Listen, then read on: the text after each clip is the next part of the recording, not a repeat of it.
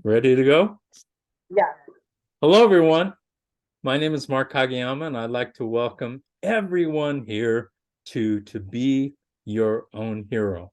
I'm a stage 4 prostate, bone, and lung cancer patient.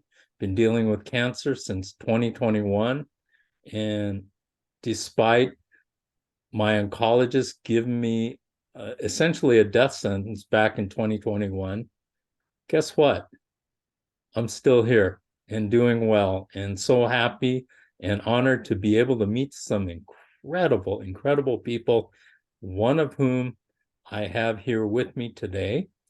And things are going very well. We're in the throes of summer. We just began July here in Southern California. In fact, we had the greatest June weather we have ever had here in Southern California. Uh, every day was pretty much in the 80s. We only had just a handful of days in the 90s, and it's just been beautiful. However, I hear about the heat wave coming, which is normal for this time of year. But with that, I am so excited to introduce my guest here. Lakeisha, would you please introduce yourself? Tell us a little bit about yourself. Hi, my name is Kesha Bryant. I'm from Clayton, New Jersey, lived here my whole life. Uh, I am a health and phys ed teacher and a cross country coach. I love my job. I enjoy it. The kids make it a lot of fun, especially high school teenagers. Um, I found out in February 2nd, 2023, that I had colon cancer, stage 4. So it's been a very recent thing. In fact, just less than about a half a year ago, right? More or Yeah, less. more or less. I mean, yeah, it's been a couple months. I would say that I was shocked. I went to the emergency room with back pain on like my entire back, the lower back, and pain on my right side. So they thought it was my appendix. I was in the emergency room probably around 5:50 in the morning. So I had to call out of work. And they took me in at 3 o'clock to do emergency I forget how to say it, appendix surgery. Appendicitis. There you go, appendicitis. Well, when they actually went in, he found a small tumor that was a 2.7. And with that, the tumor had cut off or came through, almost cutting off my colon and pressing onto my appendix. So they removed my appendix because it was enlarged, and then they removed the tumor. And with that, they also removed some of the lymph nodes.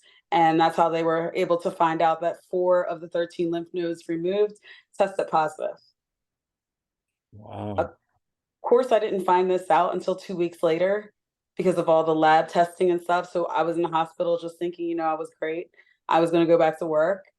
And then 2 weeks later, I was hit with this when I went back for to talk about the surgery and how everything went. And when my mom and I were in there, and the lady told me, the only thing I could think about was, oh my goodness, what about my health insurance? It wasn't, oh my goodness, I have cancer. It wasn't, oh my goodness, I'm going to die. I just wanted to know how I was going to pay for everything. So what were your thoughts when you found out you had cancer and it was it stage 4? It was stage 3 at first, and then they made me go and do a PET scan, and then that's when I found out it had spread to other lymph nodes. Like 3 So, spots in my stomach and 1 spot, I want to say like right here by my neck, by my thyroid, 2 spots there. so what went through your mind when you heard that? Honestly, I just praise God that the surgeon found it. And I was so happy that he was actually do the surgery on me and that I went to the emergency room because I usually do doctor visits all the time. I've never been in the hospital before, so that was like my first day. And at first, I could say that I was shocked, but I can't really say I was scared or depressed. Like my main thing was like, I need to get money so I can figure out how to pay for it. Like, I know my insurance is going to pay for some of it, but I need money. That's the only thing that I could really think of is like just bills. So what was your family's input at that point? My mom cried a lot and prayed a lot. My sister cried a lot. I have a lot of cousins and friends that are pastors and deacons, especially in my family. So we went to church and everyone prayed over me. But my family was very positive. My family kept saying, like, God's going to heal you. You're just going to go through the process and you have a better message. And like I told my best friend when she found out, because her mother and sister both were diagnosed with breast cancer, stage 4. So when she found out about me, it was kind of over and she was crying. And I just said, like, I'm here for a purpose. And if God's going to give me the stage, let's see how many souls we can get saved. And how many people we can have them check on their health and what they can do. So to me, that was like a big deal. So I started a Facebook page underneath my name that is Always Be Joyful, Thessalonians 5:16-18. And it just helps people know that there's always something more to look forward to. Like, I allow myself to know that God has something in store for me. We all have our little cross, or we always have our difficulties or trials that we're going to go through, but each one of us is carrying something. But it's not the end of it. You can always rise above as long as you have your beliefs. If people don't believe whatever you believe in, just don't give up. I guess that's the biggest thing. Or as my students would say, keep it moving, because I always tell them that you just got to keep moving forward. You have to move forward because you can't go back. So what happened when you shared it with your students? So it was not a good day at my school. It was not a good day at Gloucester County Institute of Technology. When it came out, one of my close friends in my department did a GoFundMe, and I tried to call as many graduates that I still talk to as my sons and daughters the night before to tell them, and to tell some of my family that I didn't tell, just because there was so much going on and I didn't really know what was going on. So I'm the kind of person where I want all the facts before I tell you. There was a lot of crying. There was a lot of teachers. Basically, the school kind of like shut down for a little bit and everybody had a moment. And I guess it's because I try to help everybody. I'm the kind of person where if you see me in the hallway, I'm always saying good morning and happy. And it's like 7 o'clock in the morning. And I'm pretty sure the kids don't want to look at me, but I'm smiling. I'm smiling like, good morning, how are you? And they're just like, oh my gosh, here she goes again. But I mean, the only thing that I can say is I asked God to send me someone to love me through this. And he sent me my school family. I mean, everyone in the school, the building, past students, past parents from cross country, past parents from students. It the outpouring was just amazing, even from my hometown and my high school that I went to.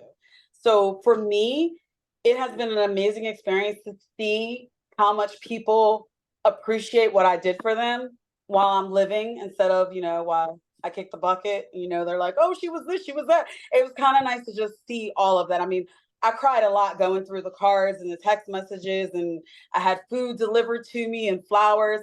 It really has been an amazing journey, but I'm just so happy that there's so many souls getting saved, and to see so many Christians come out that are my students and that are also my former students. It's good to see. Wow, that's beautiful. That is really beautiful that you know, engaged with so many people and showed them, how strong that you are and how you could, definitely beat this. I mean, I admire that tremendously. I love hearing stories about like that. And I want to let everybody know here that Lakeisha is part of our Cancer Conquering community on Thursdays. Every Thursday at 12 Eastern, 9 Pacific.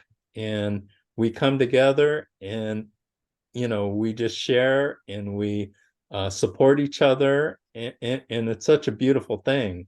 And I knew your story was going to be very inspiring because I've heard it. And so thank you so much for joining us and sharing this insight about your journey. I love it. Thank you. So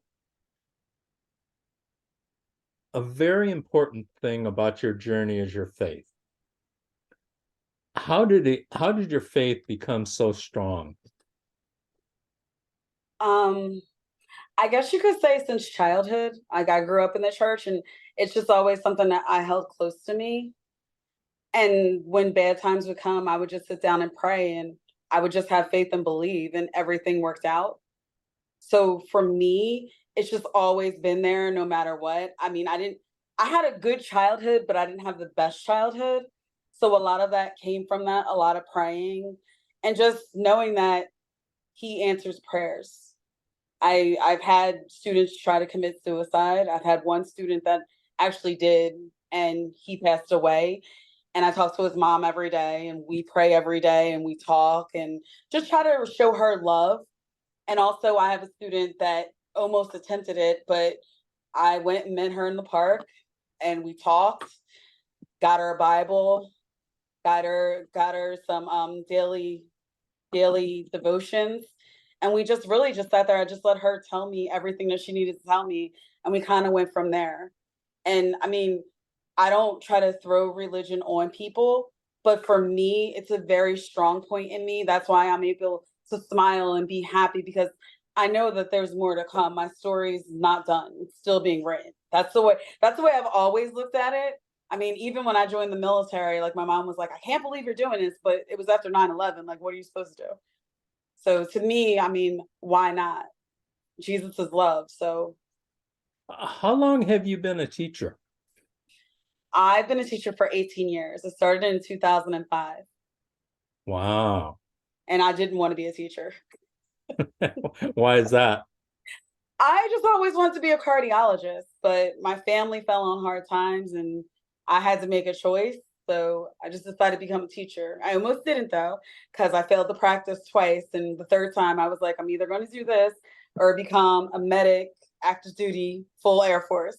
And then all of a sudden I passed the test. So I think what's beautiful about you is your selflessness and your willingness to help others through your journey. And that's a beautiful thing. I just love that. You know, looking to inspire even while you're going through some tough times. And I think that's when our message could be the most effective, is when we are actually going through something very tough and other people realize that, hey, wow, that's an amazing thing. So speak about that, please. I well recently I have reconnected with one of my best friends from like him and I have been he was my first friend in first grade.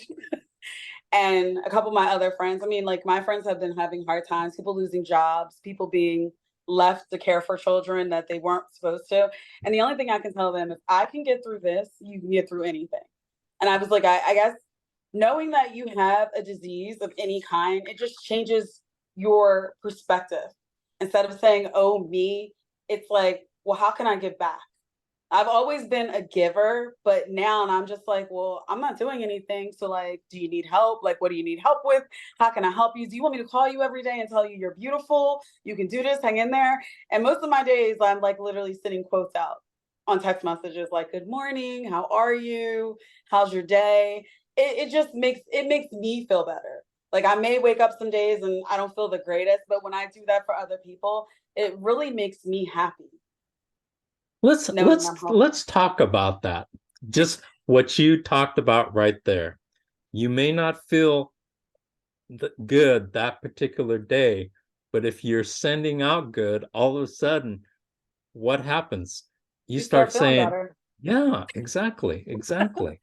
I just love that. I love your attitude. It's absolutely awesome, and I'm always gravitating towards people with positive attitudes. In fact, I am very averse to negative attitudes. And you've heard Boyd talk about me. And he didn't know what to make of me at first. And then he realized that guy's always like that. I've had a lot of people ask me, like, why am I so happy? Or they tell me that, well, you don't look like you have cancer. And I was like, well, what are you supposed to look like? Like, I don't understand. I was like, yes, I've lost some weight, but this smile, it's not going to change. Like, yeah, I could feel like death, but I'm still going to smile. You want to know why? Because the sun rose and I got to see it.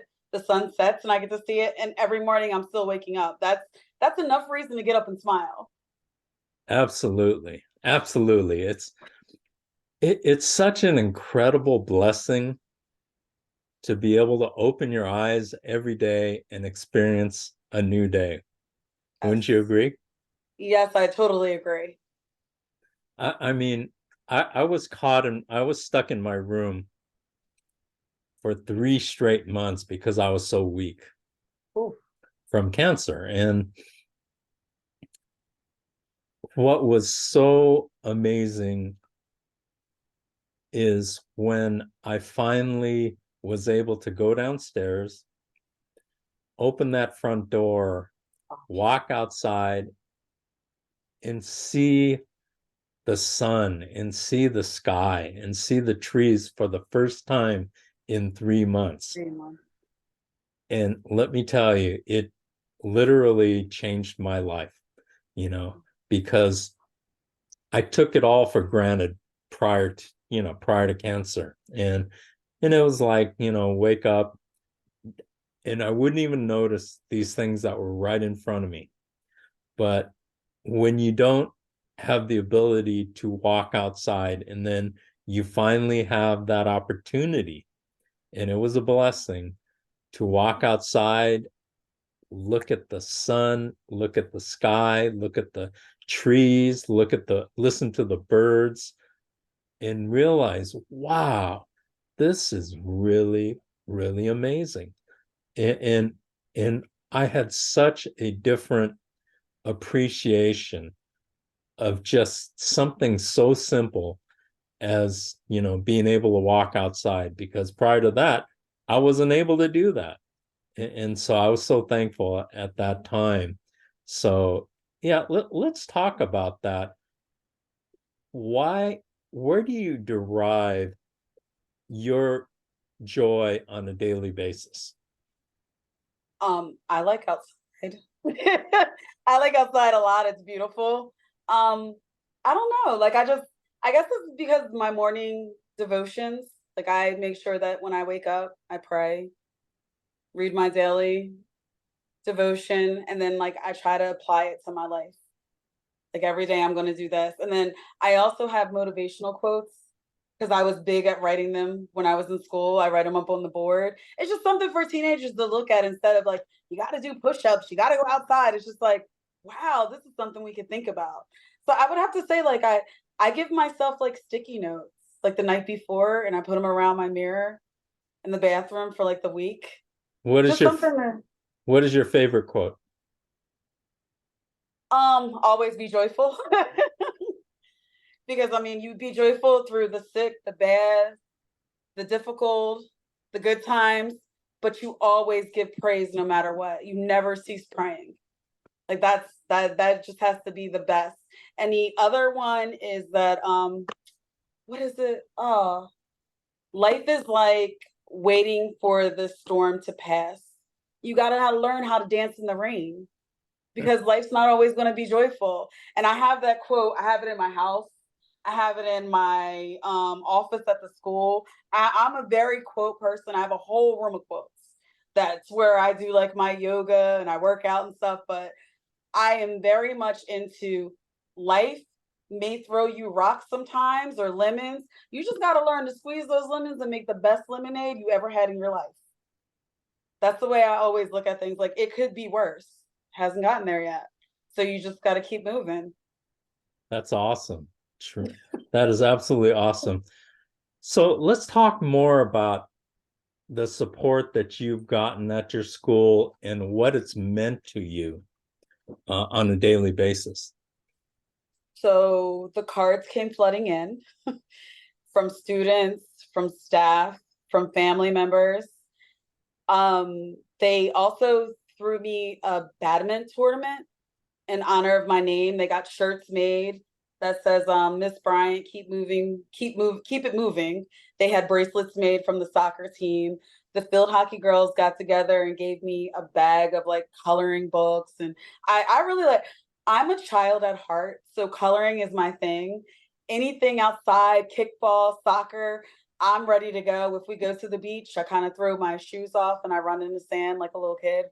My mom gets a crack out of it every time, but I just really like doing simple things. And I don't think people noticed that until I got sick because everybody was like, well, don't you go out? And I was like, I like being home, like in my yard. Like if I do go out, I love being around family and friends. The support that I got, I would have to say, I thank God for my phys ed department.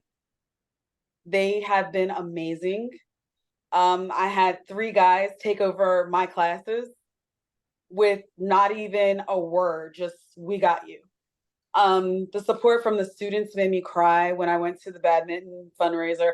I was so overwhelmed because I felt like a celebrity. And the fact that so many people donated baskets, we had 2 hallways filled of raffle ticket baskets and Wow. 2 gyms filled of people. Wow. So it just, I had so many kids come back that are adults with their kids, like saying, thank you. You don't know how much you changed my life. Like, I didn't know, I was just being that phys ed teacher, laughing and joking with you. Some people, I know you don't like to take gym, but I would get down there and do push-ups with them. Like, it's not that bad. If I can do it, you can do it. It's just been very overwhelming for the support. Like, I think about it now and I'm getting tears because it's just, I just couldn't believe how amazing it was. Like, it's just a lot. Like when the whole school pours out, even my superintendent, Wow. But it's but just a that's lot. but that says so much about you, you Yeah. know? It really does because you've given so much to these people. And if you hadn't, you wouldn't have seen all this, right? Yes.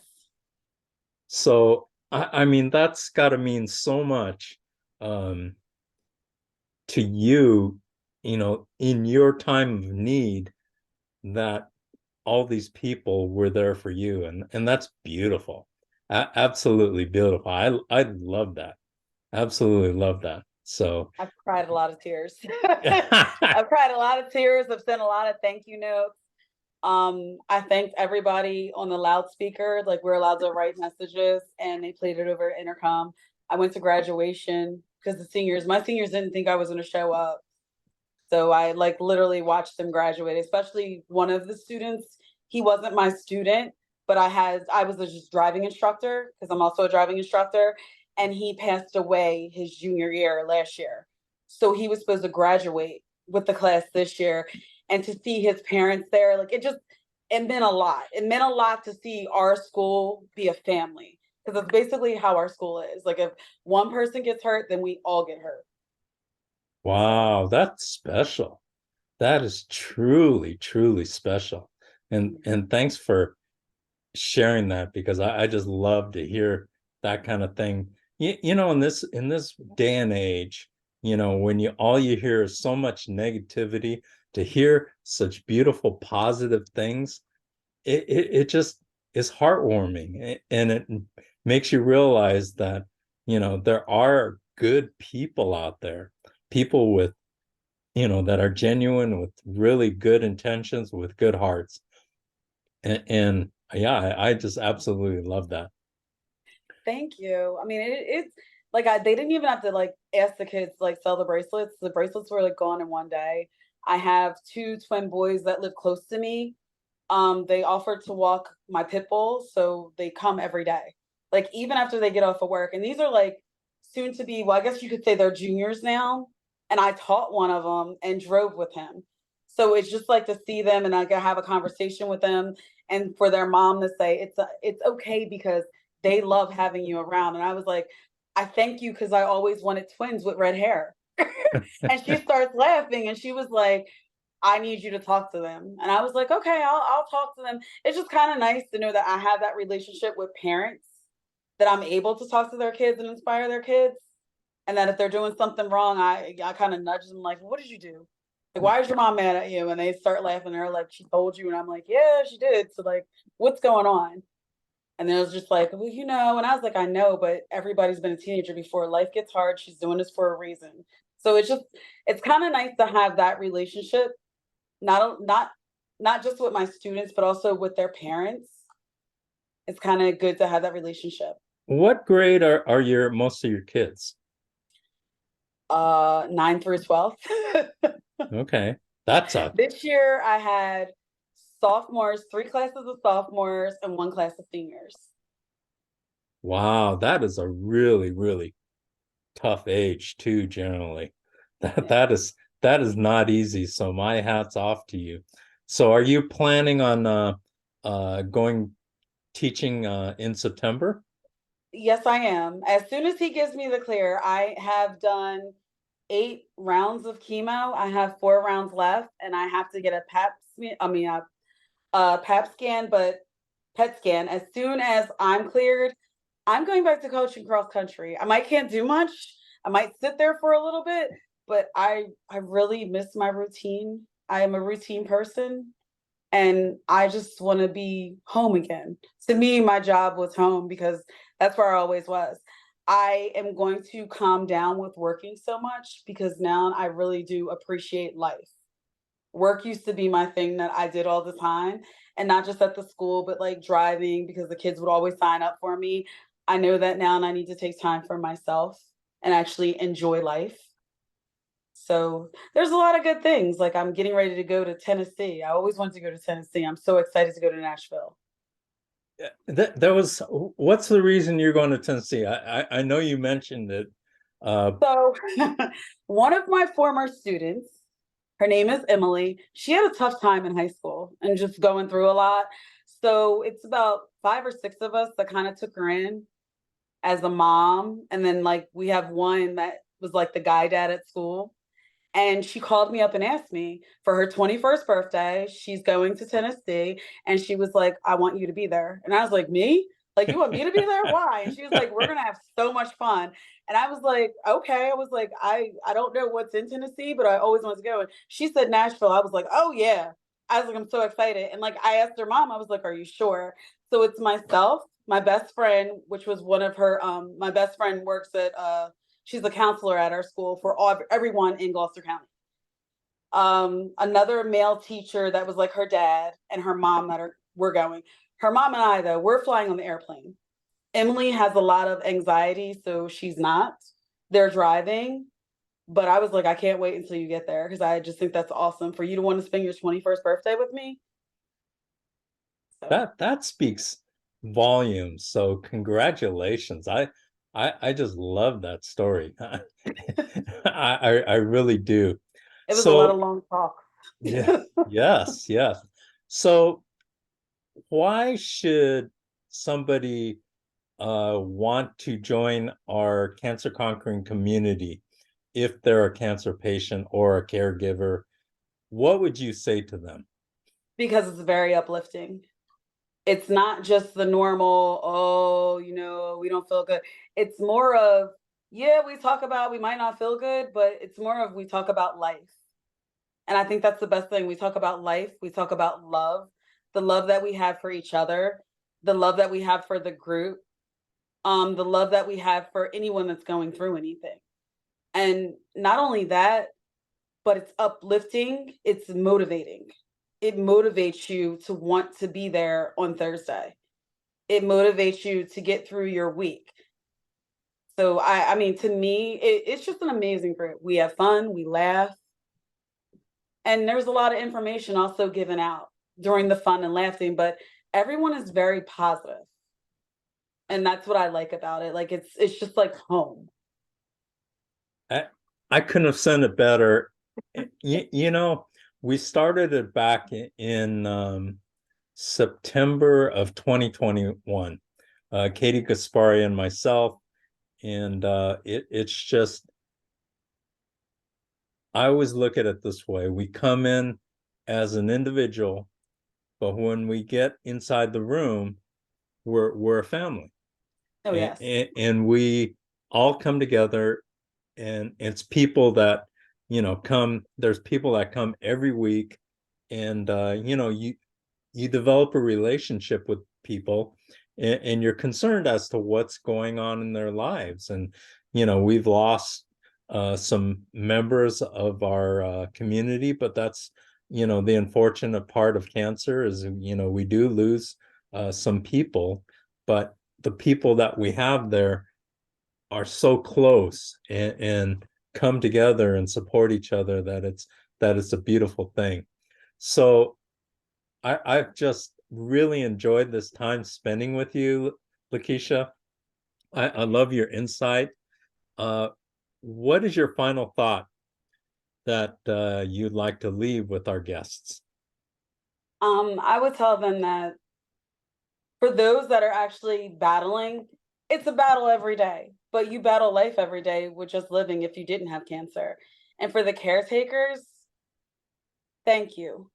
Thank you so much. Because I know my mom, she drives me crazy with getting to the appointments, but I understand why she says that because I realize that I'm a lot slower. And but it's an experience, but it's also a life-changing experience. You have to change your perspective if you want to be here. And that's what I tell everybody. Look at it from a different lens. Change your camera, change your scenery. Only you can do that. And most of all, believe in you, because there's nobody else you can believe in.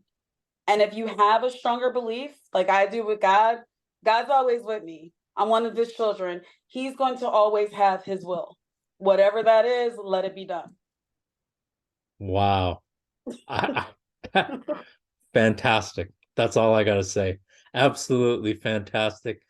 Thank you so much, Lakeisha. It's been a lot of fun, and I've learned, as usual, I've learned a lot, and I appreciate the insight that you've afforded me into your life, and into your beautiful world, and continued success. And I look forward to seeing you every week at our Cancer Conquering community. And I'm so happy that everybody has joined us. Um, Thank you so much. Please subscribe, like, make a comment in the comments section. And I'd like to read a couple of positive quotes, and these are for you as well, Lakeisha. I'm a big quote person too. The first quote is from Dr. Norman Vincent Peale, and he says, "Every day, remind yourself of your own ability, of your good mind, and affirm that you can make something really good out of your life." And the second quote is, "Always remember that problems contain values that have improvement potential." And with that, I mean, thank you for sharing your perspective on life and your beautiful attitude, and make the most out of every single day, because every day is precious. Every day is a blessing. Make the most out of every single hour, every single minute, and every single breath. Have a beautifully blessed week, and we will see you next week on To Be Your Own Hero. Thank you very much.